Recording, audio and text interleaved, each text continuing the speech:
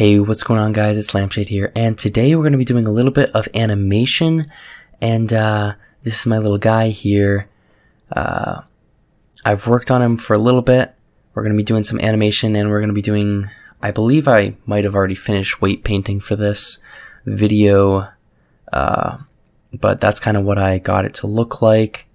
It's not super great, but I think it does what it's supposed to do. Just supposed to be like a nice little idle animation for him to do while he is just standing around.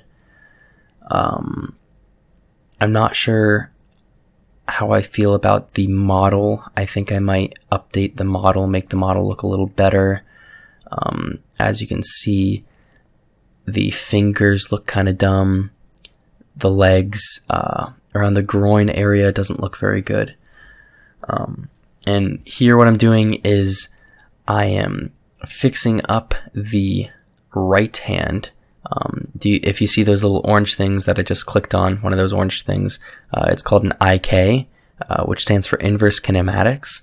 And I believe I'm going to show you in just a second how they work with this foot. Okay, so see there, I click on it, and then when I press G in Blender, which is to move something, which should happen pretty soon. I'm not really sure what I was doing here. Okay, see, when I press G, it looks kind of funny. It almost looks like a ballet foot type thing. But when you press G, it'll move all the other bones based off of that one bone. And that makes it so it's a lot easier to animate. I didn't actually use it that much because this wasn't a very complicated rig. It was basically just the normal bones that a human would have. And I think right here what I'm showing you is how I would do the same exact position manually, and then I show you one more time just how easy it is with the IK. And I basically had that set up on all of the fingers on the left hand. All those little orange things on the fingertips, yeah, that's all IK. So if I move one, as you can see there, it would in turn make it so that those fingers would move and the bones would move by themselves. But I didn't do it on this side, on the right side. Also over here, I didn't align the bones correctly. I didn't actually, I guess I just forgot to do it. But whatever. In addition to this, that orange IK thing right in the middle of the hand, it's also inverse kinematics. It's for the whole entire arm, and it will make it so that just like how the foot did it and just how the fingers do it, it'll move all the bones. So it'll move the forearm bone and the elbow. It'll turn at the elbow, stuff like that. Right here, I'm basically just aligning the fingers, trying to get them to look natural, and kind of like what they looked like on the right side. I believe, right? No, left side, sorry.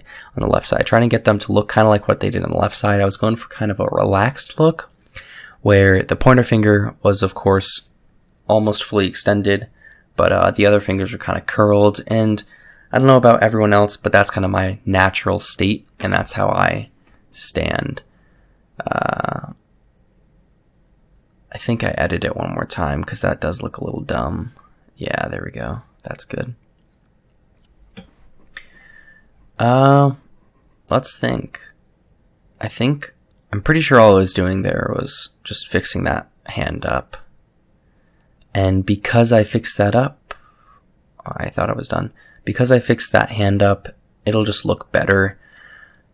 A big thing with animation, and I mean, take what I say with a grain of salt, because I'm not experienced, as you could tell with my super awesome idle animation, but yeah, take what I say with a grain of salt.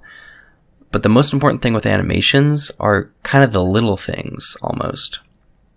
I noticed that when I had the guy swaying back and forth, I could get it to look alright. Right there, that's the Zelda idle animations that I was kind of looking at to see how I should do it.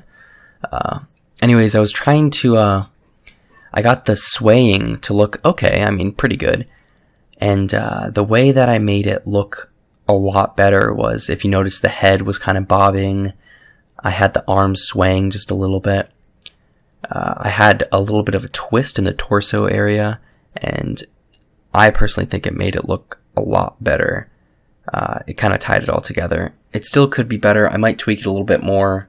I'll definitely, before the end of this game I'm making here, I will definitely make it look better. This was kind of more for practice than anything else. I might even scrap this character altogether, because I was kind of more intending, at least, to go for a Toon sort of look, kind of like a Legend of Zelda Wind Waker look. That's kind of what I was going for.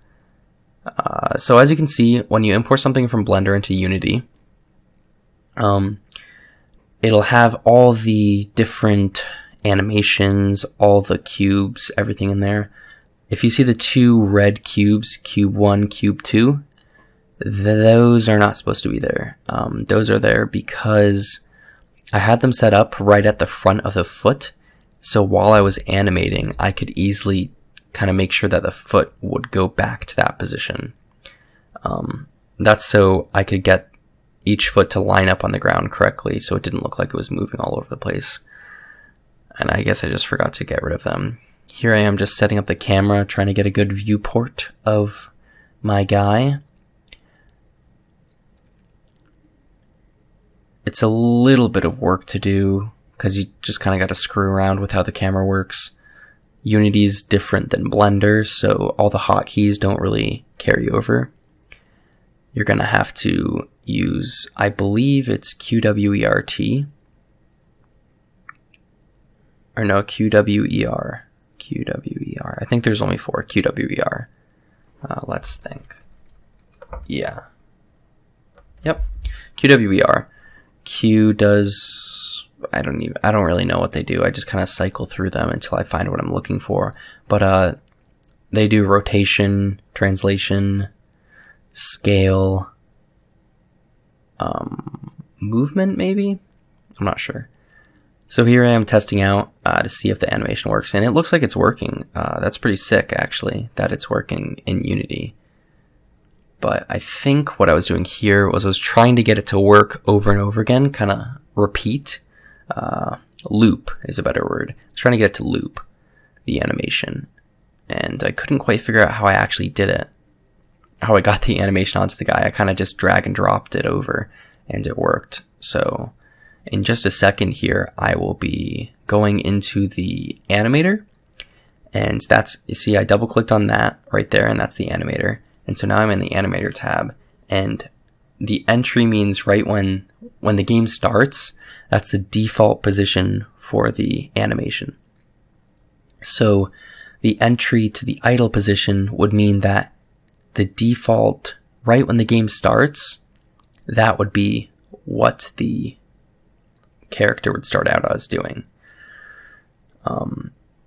Let's say you made that the run animation. Right when you start the game, the character would be running. Probably in place, but the character would be running. And that's basically all the entry does. The any state means, okay, so the transitions between the two, those little arrows, those determine when to switch between different animations. So you could have an idle and a run, and then when you press W and shift, then it would switch over to run instead of just walk or idle. And anyways, the transition from any state, that means that no matter what animation is currently running, and no matter what time, it can always go back to idle. And so you just set it up like that. You just set it up to make sure that it'll always go back to idle by making sure that the transition is basically when there's no key presses, go back to idle. And that's probably the easiest way to do it, and that's probably how I'll implement it in my game. A couple ideas for my game as to what I'm going to do are, I don't want it to be too feature heavy since I haven't done a full 3D game yet.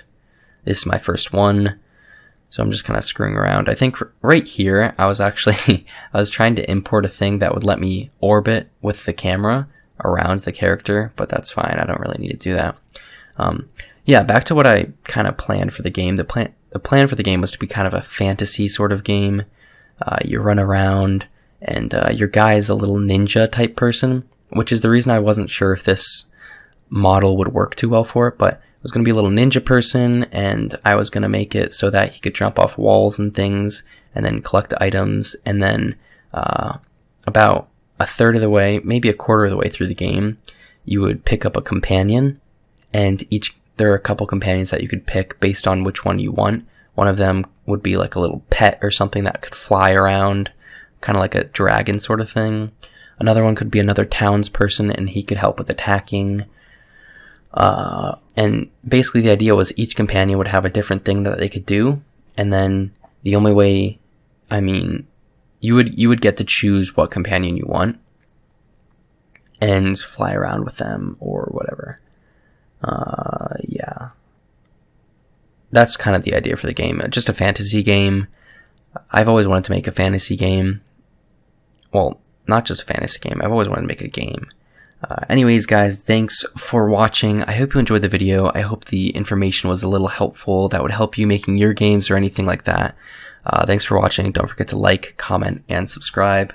Goodbye. See ya.